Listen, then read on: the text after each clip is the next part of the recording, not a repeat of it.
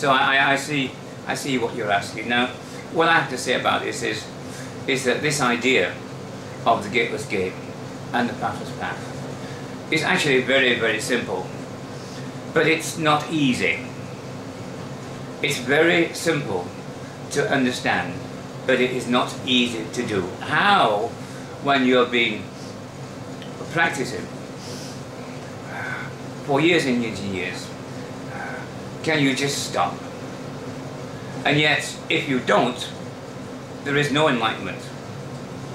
There is no enlightenment. It has to be dropped. It has to be stopped. That's what I can say. And why those disciples to be, what should they prepare themselves to come to receive this teaching? Well, they have to think about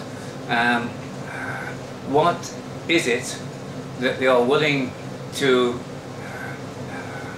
give up for enlightenment. You see, many people, most people, are very happy to spend the rest of their lives doing practices. It keeps them occupied. It's, you know, it's interesting for them. It gives them a sense of spiritual progress, even though there isn't actually any. And so there's nothing wrong with doing those things if you're happy with that. But if you actually want to be enlightened, then you have to throw it all away. You have to turn your back on it. You have to say no.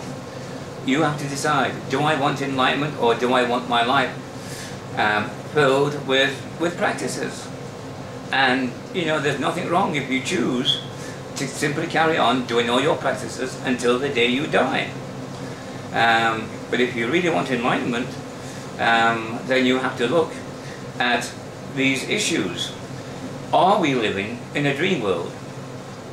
Is the self a false self? Is everything that we experience samsara? And the truth is, yes it is. Yes it is. You are doing all these practices. You are doing everything that you are doing in this life, in samsara, in a dream world, in a dream state. And you simply have to consider this. Now, if you don't accept that all this is a dream world, that the self is non-existent, and then continue in your dream. You are refusing to wake up. And I'm saying, you know, if you really want enlightenment, then you have to wake up. You do not realize fully that you are dreaming and you are asleep. And all of these things that you do in this dream, in this sleep, are meaningless. They may be entertaining, they may be interesting, they may fill your life, but they will not wake you up. You cannot be woken up from within the dream. You have to be woken up from outside of the dream.